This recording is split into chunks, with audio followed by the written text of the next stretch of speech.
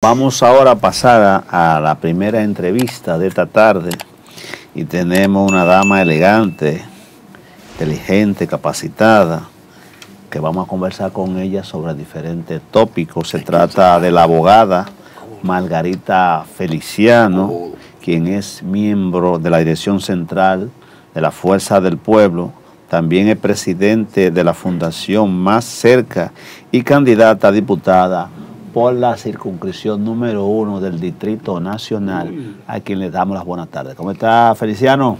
Muy bien, gracias y muchas gracias por invitarme a este su mundo a compartir con el pueblo. Bueno, usted aspira a diputada por la Fuerza del Pueblo y queremos que usted le indique a los telespectadores que ven a su mundo que en estos momentos estamos llegando a la cifra de 7 millones de dominicanos que están conectados con este espacio. ¿Por qué usted está aspirando a diputada?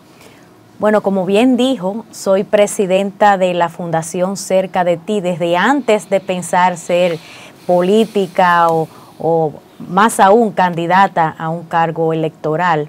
Siempre he trabajado la parte comunitaria, he hecho trabajos sociales y es lo que me mueve, porque yo lo que me mueve es la política per se, que es la parte social, porque la política realmente es para servir y es lo que siempre me ha gustado y entendí que desde la política pues podía hacer un trabajo mayor, más grande y podría aportar no solamente a aquellas personas que necesiten de esa mano amiga, sino también al país donde yo nací, donde vivo, donde nacieron mis hijos, donde se están criando mis hijos, y es importante que si cada uno de nosotros podemos aportar algo positivo desde cualquier ámbito de la sociedad, que lo podamos hacer. Pero ya usted es candidata oficial. Sí, ya somos candidata oficial y seremos ya presentadas formalmente en la asamblea que tendremos este sábado 28 en el Centro Olímpico, en el pabellón de voleibol o de baloncesto. No, es donde hacemos siempre una asamblea que hacemos con los miembros de la Dirección Central y generalmente lo hacemos en el Salón de la Fama. Ah, el Salón de la Fama, sí. Ahí ya seremos promulgados, porque esas son todos reuniones no tan masivas, porque se hacen con los candidatos solamente y con los con el pleno del partido, la dirección central, que es para ratificar lo que son ya los candidatos oficiales. Eso es para cumplir con el postulado de la ley 33-18. Así es, ahí se invita también personal de la Junta para dar certificación. Y con la resolución 30-2023. Así es. Licenciada, esa circunscripción, la número 1, a la cual yo pertenezco, está muy dividida entre clases sociales, económicamente muy de la high, clases medias, pero también tiene sectores los popis y los guau. Los guau, se mezcla ahí. Entonces es una circunscripción, dicen que es la que menos dinero se tiene que gastar porque hay menos gente a la cual hay que darle dinero para votar. Pero en el caso suyo, ¿cómo es su relación comunitaria en esa circunscripción? ¿Qué trabajo ha realizado que la gente le conoce para lanzar su candidatura ahí? Sí, realmente me muevo fácilmente en cualquier ámbito de la sociedad, tanto en la alta, en la media, en la baja, porque como presido una fundación siempre he estado en el contacto de aquellas personas que viven de pocos recursos.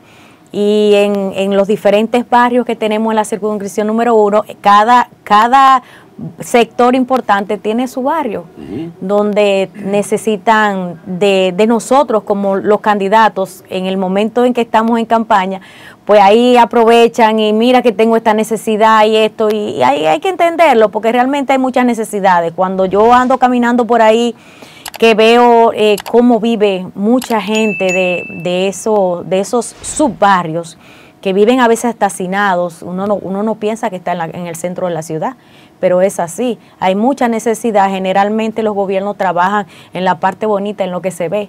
Por ejemplo, el ayuntamiento, vemos los sectores importantes que están limpios, pero cuando entramos a esos barrios hay una cantidad de basura que uno dice dónde está la alcaldía. Los kilómetros.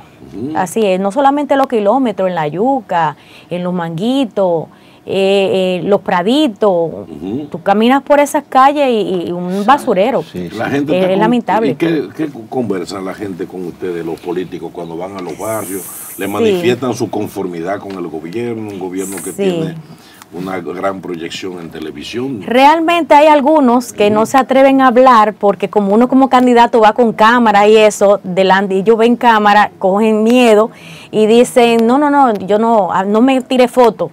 Pero es porque reciben algún tipo de ayuda del gobierno, pero después que uno quita la cámara, entonces le dicen a uno, mira, lo que pasa es que yo recibo una ayuda, pero eso no me alcanza, la situación está muy mal, esta gente le dan a uno una tarjetica con 1,000, 2,000 pesos, pero eso no nos rinde para nada, porque la vida está muy cara, pero uno como quiera es algo. No podemos dejarlo, porque como quiera es del mismo dinero del pueblo. Así es que me hablan. Por eso cuando me dicen que las encuestas del presidente Abinader está alto, cuando dicen eso, yo no lo creo tanto. Porque cuando esas encuestadoras salen, esas personas que son empleados o que reciben algún tipo de ayuda, temen de decir que no van a votar por él. Entonces, si a esos resultados de esas encuestas les restamos esa cantidad de personas, yo puedo asegurarle que no es verdad que está tan alto. Doctor, usted me quiere decir a mí entonces que en los barrios la gente ha tenido que desarrollar mecanismos de sobrevivencia, primero para que no le quiten lo poco que reciben. Entonces hay que hacer, digamos, una inserción en el barrio para uno poder saber qué es lo que la gente piensa en realidad. O sea que con las encuestas uno no puede contar, entonces. No. Oye. No, yo por eso en las encuestas yo lo que me fijo son en las estadísticas. Las encuestas son una herramienta de trabajo donde refleja una fotografía del momento y cuando se manejan muchas veces, entonces yo lo que pienso es que las estadísticas no pueden fallar porque ninguna encuestadora va a desacreditarse cuando nos estemos acercando a la fecha clave, el día de las elecciones, pues a medida que nos vamos acercando, las encuestas tienen que irse acercando a la realidad, porque al final llega el sondeo de cuál fue la encuestadora que más se acercó a la realidad. Entonces, ahora mismo las encuestas se manejan, pero pero en las estadísticas no, porque mañana, cuando nos estemos acercando a las elecciones, esas estadísticas, por ejemplo, en el caso del presidente Leonel Fernández, que siempre en las estadísticas va subiendo, Abinader bajando y él subiendo, entonces eso es lo que tenemos que prestarle atención, porque al final eso quiere decir que el presidente seguirá subiendo y terminará ganando las elecciones en el 2024. Y estamos trabajando para irnos en primera vuelta. De Leonel Fernández, nuestro presidente. Hay una pregunta recurrente que tenemos que hacerle a todos los candidatos y candidatas que aspiran a posiciones electivas, en este caso a ser diputada, que es el caso suyo por la circunscripción número 1, de ganar la nominación y convertirse en diputada, ¿cuáles serían sus principales iniciativas de ley? Porque usted es trabajadora comunitaria, tiene una fundación y de una forma u otra se acerca con ese trabajo a la gente humilde, a la gente del pueblo. ¿Qué tipo de proyecto de ley usted va a someter para reivindicar a esos sectores populares? Sí, yo me inclino más a los proyectos sociales. Son los proyectos que yo entiendo que nos hacen falta ahora mismo a un gran nicho de la sociedad que lo necesita, como son en los envejecientes. Por eso cuando se aprueba la ley 13603 de niños, niñas y adolescentes, que crea el código de niños, niñas y adolescentes, porque los niños son vulnerables. Y en este código se garantiza la seguridad de esos niños. Pues yo entiendo que los envejecientes o adultos mayores son más vulnerables aún, porque ese niño va creciendo, se va haciendo autosuficiente y ya llega un momento en que hasta se mantiene, pero el envejeciente va en decadencia y lo que ya espera el último día de su muerte. Y como un derecho fundamental, el Estado debe garantizarle una vejez digna. Y esto lo podríamos garantizar creando el Código del Adulto Mayor o Envejeciente, que cree a su vez la ciudad del envejeciente. Inmediatamente este código sea aprobado en el Congreso, el Estado, ya el Ejecutivo, se vería obligado a construir esta ciudad.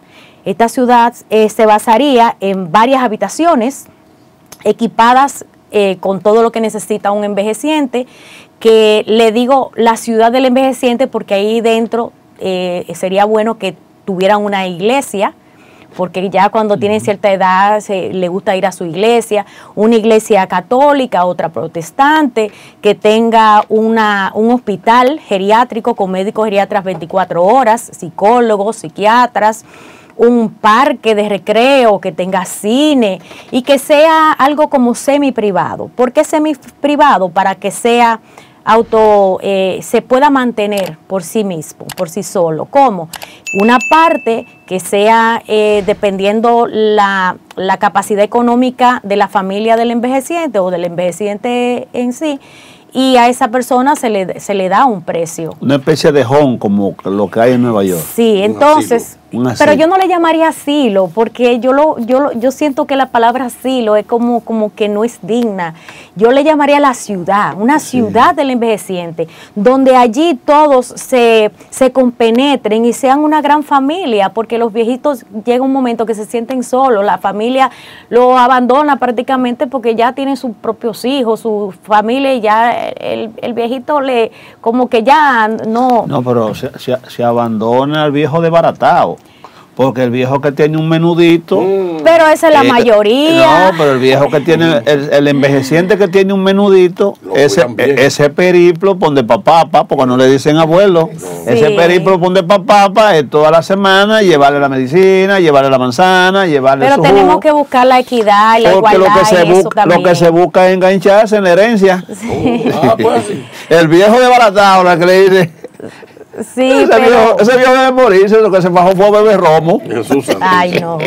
Hay que garantizarle una vejez digna y se le puede garantizar. Se lo digo por experiencia propia, que se lo he oído. Pero señores, por favor, por humanidad, ya vayan ese pobre señor, que vengan las hijas, que lo que andan bebiendo jumbo y fría por ahí, ese viejo el diablo con lo que vive tosiendo. Cuando son pobres, eso pasa. Bueno, pues entonces Estado debe garantizarle a esos pobres una vejez digna. Sí, así y en su juventud lo dieron todo y trabajaron y aportaron al país. Tú sabes que vamos para allá nosotros. Oye. ¿Tú te ubicas en qué lado? Nadie quiere morirse joven, pero nadie quiere llegar a viejo. Los ricos con los pobres. Doctora, ¿cómo está la fuerza del pueblo en esa circunscripción? ¿Cómo se expresan las mujeres, los hombres, los primeros votantes, no solamente apoyando su candidatura, que ojalá el Señor la acompañe y usted salga diputada, porque usted sería una digna representante de las mujeres, pero sobre todo en el caso fundamental del doctor Leonel Fernández, esa parte importante del Distrito Nacional, usted que camina los callejones del kilómetro 7, que viene al Manguito, que viene a la Yuca, ¿qué es la impresión que usted recoge en función del apoyo que la gente le da o no le da al doctor Leonel Fernández? Que desde que saben que uno es de la fuerza del pueblo, lo primero que dicen es, se van, esa gente se van y lo vamos a sacar. Y no, si tú eres de la fuerza del pueblo, cuenta con mi apoyo. Y porque el presidente Leonel Fernández tiene que volver a tomar la rienda de este país, porque es el único que puede sacarnos de la crisis que estamos viviendo actualmente.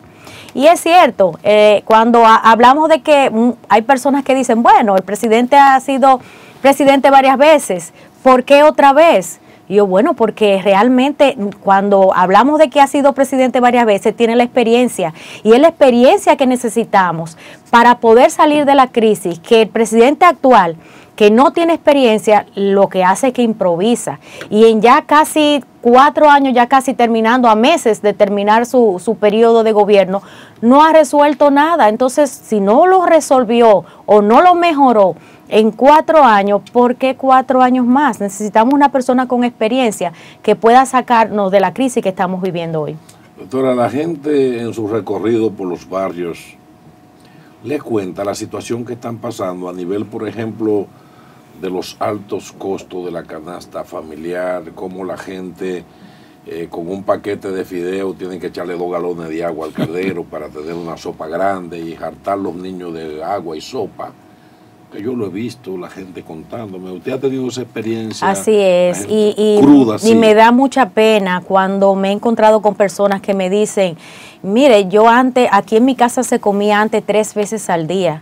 Ahora nosotros no comemos 3 veces al día, tenemos una comida menos. Entonces lo que hacen es que desayunan, porque tienen que salir a trabajar temprano o a buscársela, muchos que son chiriperos, como le dicen, y ya vienen a comer en la tarde para que les sirva de comida y cena.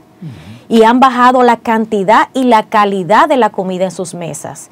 Y esto no puede seguir así. La gente está desesperada. Por eso piden a gritos que vuelva el doctor Leonel Fernández, porque entienden que es quien tiene la capacidad para sacarnos de esta inflación. Doctora, mire, hemos visto ahora la experiencia de muchos líos en el PRM por el método como hicieron la escogencia a lo interno de esa organización.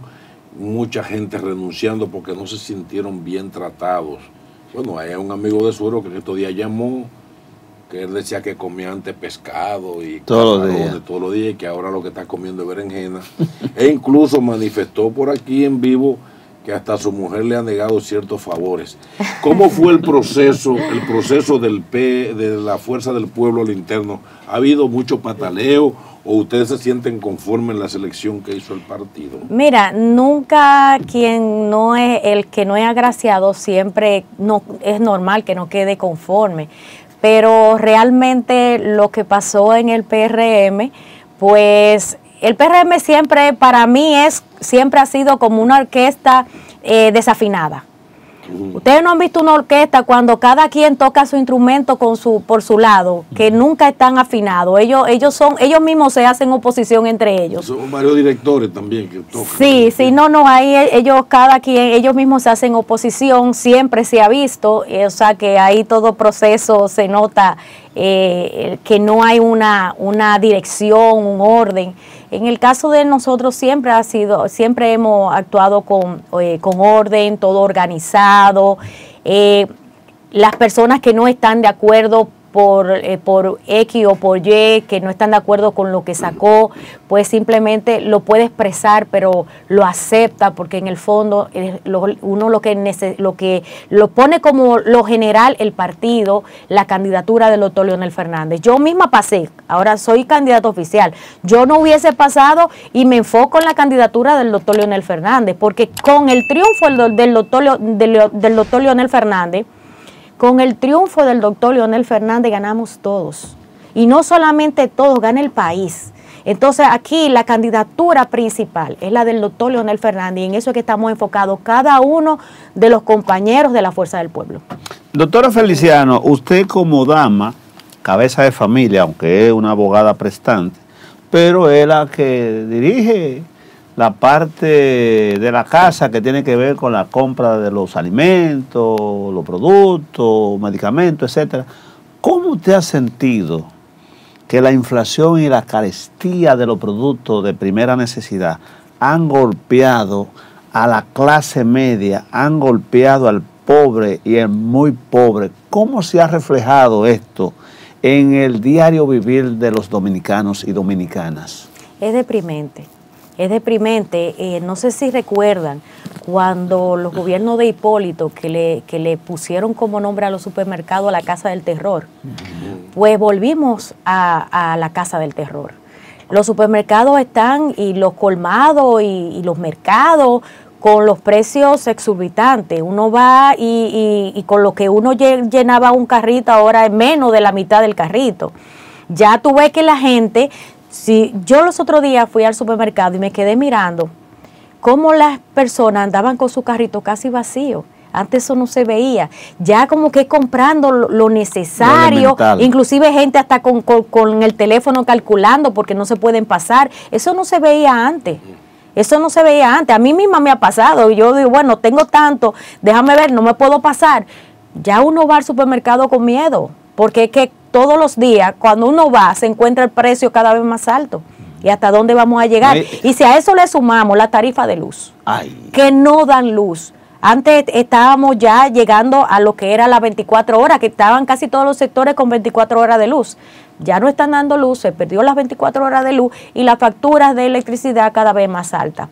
Y la queja todo el tiempo en las EDES con relación a la factura alta. Yo no pensé, doctora, que hay un amigo de Suero que se encontró con él en la calle en estos días. Suero es un muchacho flaco y solo lo ve como barrigú. Le dice, muchacho, ¿qué es lo que te pasa? Cuando es así que se abre la camisa, una mano de plátano, cuidándola como si fuera un cordón de oro. Y uno dice, uno hasta se ríe, suero, porque Suero me contaba, el tipo no se atrevía a andar en la calle con una mano de plátano porque lo podían asaltar. Eso es oro ya. Eso es increíble. No, y como está la delincuencia, ya uno tiene miedo de salir a la calle. Señores, los servicios de las instituciones públicas han colapsado, el servicio de salud ha colapsado. ¿Cómo es posible que ahora con el dengue han muerto tantos niños? Porque el dengue esta vez ha afectado más a los niños. Y han muerto tantos niños por negligencia, porque inclusive en una cama acuestan varios niños. Sí. Entonces, este gobierno vive cogió en el Congreso más de 26,000 millones de dólares. ¿Y qué lo hace? No hay una obra importante que mostrar. Entonces, en el sector salud no ha invertido nada. Y los que están fumigando ahora mismo en los barrios somos nosotros los candidatos. Eso es algo que tiene que hacer el Estado. Doctora Margarita, se está cuajando, se ha estado conversando y probablemente en las próximas horas se dé a conocer un pacto de alianza entre un bloque de partidos, encabeza Fuerza del Pueblo, PLD y PRD, Rescate RD, que llevaría como candidato a la alcaldía a Domingo Contreras y como senador a Osmar Fernández. ¿Qué viabilidad usted le ve a ese acuerdo? Y si realmente eso puede beneficiar al Distrito Nacional. No solamente al distrito, eso va a beneficiar al país, porque con ese acuerdo se va a rescatar la República Dominicana. Ya hay un equipo que está dándole los toques finales a ese acuerdo, me imagino que harán una rueda de prensa para informarlo, y sí, lo más importante de ese acuerdo es que es la parte presidencial, que es en la segunda vuelta, el que quede en primer lugar, pues todos los demás apoyarían al primero. Entonces eso nos garantiza que el gobierno actual se va. Correcto. Sí. Mire, ¿y la violencia cómo se manifiesta? Porque usted interactúa en sectores populares, los kilómetros, como lo hemos señalado varias veces, que empiezan ahí en el 7, se prolongan toda esa franja de la Avenida Independencia, entre la Avenida Independencia y José Contreras. Ahí rompen la Luperón, porque ahí entonces continúa Jaina. Sí. Por aquí, por el distrito, usted tiene que interactuar, por ejemplo, en La Yuca. Así es. Luego debe ir realmente los límites son al sur el Mar Caribe, sí, al norte la John F. Kennedy, al este el río Sama y al oeste la Avenida Luperón. Todos los barrios que están en ese ámbito. ¿Qué le cuenta la gente al conversar con usted? Porque se supone que como candidato usted interactúa, hay casas que le invitan a tomarse un café, usted se sienta. Son muchos cafés al día que le tomo. Y de alguna manera la gente entra en confianza, entra en cariño si se quiere y confiesa en algunas cosas. ¿Qué le dicen las mujeres y los jóvenes sobre los niveles de violencia que se está viviendo en esos sectores? Sí, mira, los niveles de violencia que se están viviendo, y no solamente, ya antes cuando se hablaba de atraco, se oía que atracaban a una persona de cierto estado social, sí, importante. Ya no, ya la delincuencia está dentro de los mismos barrios, ya atracan hasta las personas con pocos recursos. Ya todo el mundo vive con miedo en la calle. Entonces, lo que escucho en esos barrios es que deben de darle más oportunidades a los jóvenes. La mayoría de esas pandillas son formadas por jóvenes que uno los ve caminando en la calle sin nada que hacer. Entonces yo entiendo que estos jóvenes hay que rescatarlos, hay que meter en esos barrios centros tecnológicos que puedan aprender, que le puedan enseñar algún tipo de carrera técnica. Aquí tenemos muchos abogados, médicos, arquitectos, ingenieros, pero tenemos pocos plomeros, pocos electricistas. Y entiendo que en esos sectores se pudiera llevar un instituto técnico donde o en las escuelas que salgan del bachiller ya con una formación técnica y que puedan ellos tener con esta carrera técnica, poder ocuparse de tener su propio negocio y no tener que estar en la criminalidad, atracando para poder comer, porque entienden que no tienen oportunidades. Y yo soy de las que dice que la educación es la base de todo. Tenemos que prestarle atención a la educación de los jóvenes. El artículo 252, acápite 3 de la Constitución de la República establece la politicidad de militares y policía y no lo hace deliberante. Un militar no puede venir a un medio de comunicación ni dar declaraciones políticas, porque recordamos el daño que le hizo eso en los gobiernos de Balaguer, que en el 78 pues los militares andaban con las banderas en las bayonetas de sus fusiles, y llega Silvestre Antonio Guzmán Fernández y depolitiza a las Fuerzas Armadas, y eso continuó increciendo. Ahora hemos visto cómo militares se han introducido a la política, haciendo declaraciones, violando con ello la Constitución de la República en el artículo que he citado, pero sobre todo pasándole por encima a la autoridad del ministro de Defensa. Y el caso viene a cuenta es que el director de control de drogas sale a la palestra, no sabemos detrás de qué, dando unas declaraciones y atacando al doctor Leonel Fernández, que le ha dicho al gobierno que la República Dominicana se ha convertido en un almacén de drogas. Y él responde y le dice que en los 3 años de gobierno de Luis Abinader se ha atrapado más droga que en los 16 años del PLD. ¿Cuál es su opinión al respecto? Mira, mi opinión con relación a eso, así estuve leyendo, vi esas declaraciones y realmente estuvo fuera de lugar. Fuera de lugar porque el militar es subalterno del Ejecutivo.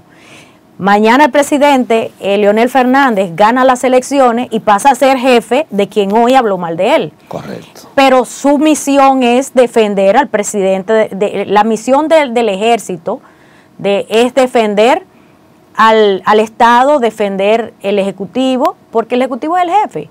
Entonces, por eso se dice que tienen que ser apolíticos. Esa declaración fue política, yo diría que hasta reeleccionista.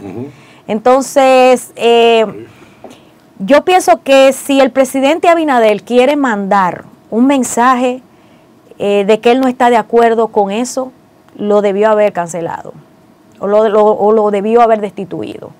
Porque ahí mandaría un mensaje de que él está de acuerdo, que respeta la Constitución, de que los militares no pueden meterse en temas políticos. Así es.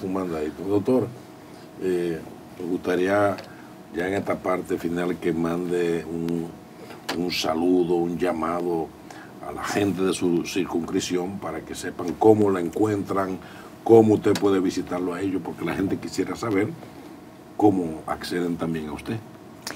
Sí, pueden contactarme por mis redes, Margarita Feliciano RD. Yo misma contesto mis redes, le contesto a todo el mundo cuando saco el tiempo y le pido específicamente a las mujeres que me den ese voto de confianza, porque el voto de la mujer es importante, ya que podemos abrirnos espacio con nuestro apoyo.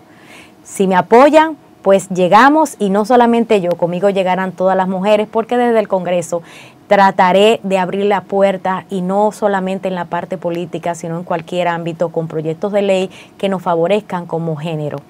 Y pedirle a los demás de la circunscripción número 1 que nos den ese voto de confianza, que voten por la fuerza del pueblo y por Margarita Feliciano como su representante. Gracias Margarita Feliciano, candidata a diputada por la circunscripción número 1 del Distrito Nacional, miembro de la Fuerza del Pueblo.